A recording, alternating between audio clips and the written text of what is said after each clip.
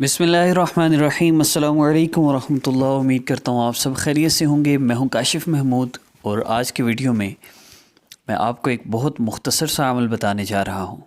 اس عمل کی برکت سے انشاءاللہ آپ کی 70,000 حاجتیں بھی ہوں گی، انشاءاللہ پوری ہو جائیں گی۔ کوئی بھی بیماری ہے جس کی وجہ سے آپ پریشان ہیں تو انشاءاللہ اس بیماری سے بھی نجات ملے گی، اور اگر آپ مال و دولت کی فراوانی چاہتے ہیں، راحت چاہتے ہیں، سکون چاہتے ہیں، عزت والی زندگی چاہتے ہیں تو انشاءاللہ وہ بھی ملے گی۔ اور بہت مختصر سا عمل ہے، صرف 3 مرتبہ آپ نے چھوٹی سی صورت پڑھنی ہے۔ اس عمل کی طرف بڑھنے سے پہلے میں چند بیسک ہدایات عرض کروں گا، جن ہدایات کو فالو کرنا بہت ضروری ہے، اور پھر وظیفہ جن 3 احادیث مبارکہ سے لیا گیا میں وہ بھی عرض کروں گا۔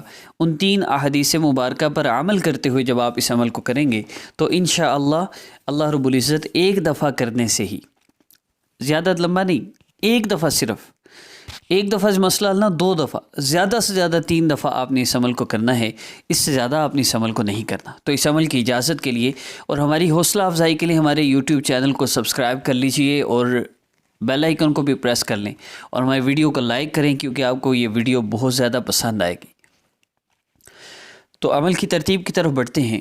سب سے پہلی چیز وہ نماز ہے، اور جو پہلی حدیث مبارکہ، جن 3 احادیث مبارکہ سے میں مفہوم عرض کروں گا ساری بات کا، اور آقا پاک صلی اللہ علیہ وسلم کی حدیث مبارکہ کا۔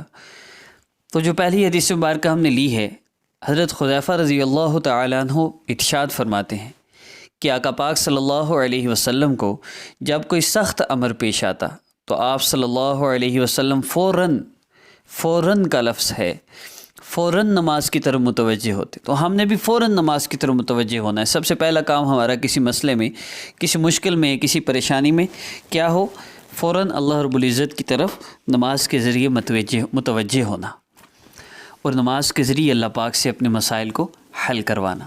نمازی آدمی جب نماز میں ہوتا ہے تو وہ اللہ رب العزت کی بارگاہ میں ہوتا ہے، اور جب وہ سجدہ کرتا ہے تو اللہ رب العزت کے سب سے زیادہ قریب ہوتا ہے، اور جب آدمی نماز کے لیے کھڑا ہوتا ہے اور اللہ اکبر کہتا ہے تو اس کے اور اللہ رب العزت کے درمیان سارے پردے ہٹ جاتے ہیں، اور وہ اللہ رب العزت کے سامنے ہوتا ہے۔ بندہ نماز میں جب اللہ رب العزت کی طرف متوجہ ہوتا ہے تو اللہ رب العزت بھی اس کی طرف متوجہ ہوتے ہیں، تب تک جب تک کہ کھانسی وغیرہ میں مشغول نہ ہو۔ اور جب بھی کسی کو کوئی حاجت ہو تو وہ 2 رکعت نفل حاجت کی نیت سے پڑھ کر اللہ رب العزت سے مانگے۔ اب پہلا کام ہے نماز کی پابندی۔ دیکھیے، اگر نماز قضا ہو رہی ہے تو پھر وظائف کا فائدہ نہیں ہو رہا۔ یہ تو ایسے ہی ہے جیسے آپ شوگر کی میڈیسن کھا رہے ہیں لیکن میٹھا کھانا نہیں چھوڑ رہے۔ آپ میٹھا بھی کھا رہے ہیں اور نماز اور انسولین بھی لگا رہے ہیں، تو وقتی فائدہ ہوگا لیکن مسئلہ حل نہیں ہو سکتا، مستقل فائدہ نہیں ہو سکتا۔ تو نماز کی پابندی، اذان ہوتے ہی نماز کے لیے اٹھ جائیں۔ اور دوسرا، گناہوں سے اپنے آپ کو آپ نے بچانا ہے۔ یہ بھی اسی میں آتا ہے کہ آپ میڈیسن کھا رہے ہیں اور پرہیز نہیں کر رہے، گناہوں کو مکمل چھوڑنے کی کوشش کریں۔ بہت سے لوگ ہیں جن کی زندگی میں بہت کم گناہ ہوتے ہیں، 1 یا 2 گناہ ایسے ہوتے ہیں جن نے ان کی زندگی کو پریشانیوں میں گھیرا ہوتا ہے۔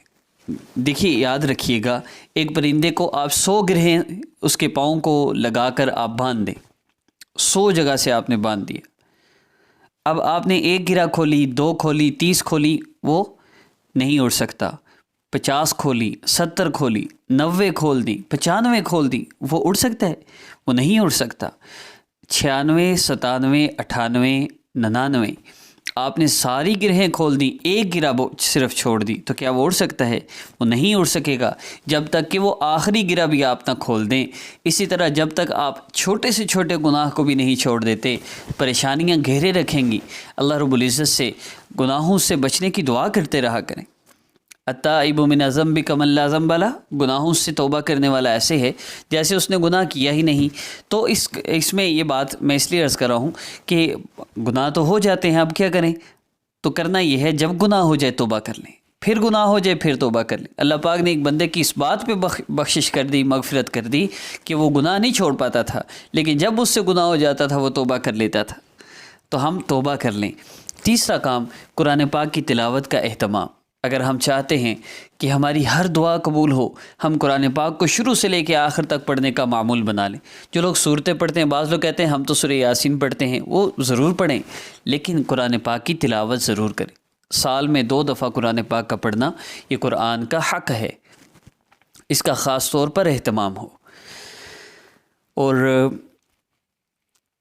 آخری بات، کم از کم روزانہ، میں 1500 کی بات نہیں کر رہا، میں 100 روپے کی بات بھی نہیں کر رہا، میں صرف 5 یا 10 روپے کی بات کر رہا ہوں۔ آپ روزانہ اتنا ہی صدقہ کیوں نہ دیں؟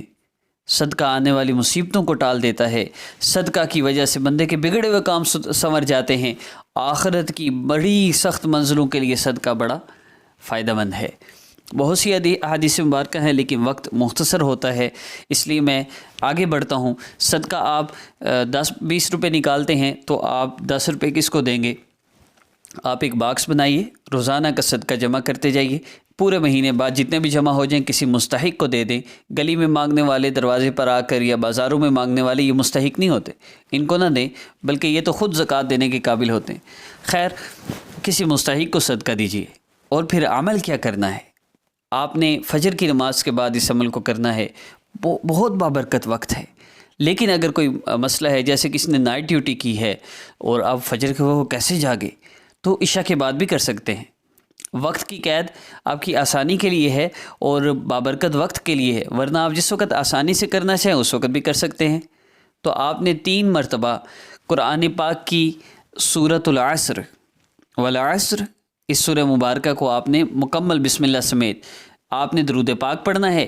اس کے بعد والعصر ان الانسان لفی، یہ مکمل صورت، اعوذ باللہ من الشیطان الرجیم، بسم اللہ الرحمن الرحیم، والعصر ان الانسان لفی خسر الا الذین آمنوا وعملوا الصالحات وتواصوا بالحق وتواصوا بالصبر۔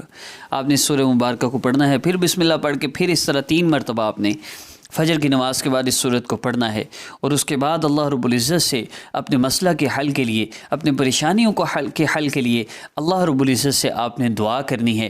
انشاءاللہ آپ کا مسئلہ حل ہوگا، آپ کی پریشانیاں ختم ہو جائیں گی، اور کوئی بھی بڑی سے بڑی حاجت ہو پوری ہوگی، کوئی بیماری ہو جڑ سے ختم ہو جائے گی، چاہے آپ کو شوگر ہے، کوئی اور مسئلہ ہے، جتنی بھی بیماریاں ہیں، شفا اللہ رب العزت کے ہاتھ میں ہے۔ دوائیوں میں شفا نہیں ہے کہ آپ کہیں کہ عمل سے شوگر سے کیسے نجات ملے گی۔ اگر دوائیوں میں شفا ہوتی تو پھر ICU سے کوئی بندہ بھی نہ مر کے باہر نکلتا، کوئی بھی لاش نہ نکلتی۔ وہاں تو ڈائریکٹ معدے میں دوائی ڈالتے ہیں لیکن آرام نہیں آتا۔ مال و دولت کی بھی فراوانی ہوگی انشاءاللہ اس عمل کے کرنے سے۔ آخری گزارش یہ ہے کہ باوضو ہو کر، قبلہ رو ہو کر، مصلی پر بیٹھ کر اس عمل کو کریں، صاف ستھرا لباس پہن کے، اور عمل کے شروع اور آخر میں درود پاک پڑھنا کم از کم 3 مرتبہ ہرگز نہ بھولیے گا۔ انشاءاللہ نیکسٹ ویڈیو میں ملاقات ہوگی۔ آپ کو ویڈیو پسند آئی ہے تو لائک ضرور کیجیے۔ السلام علیکم ورحمۃ اللہ وبرکاتہ۔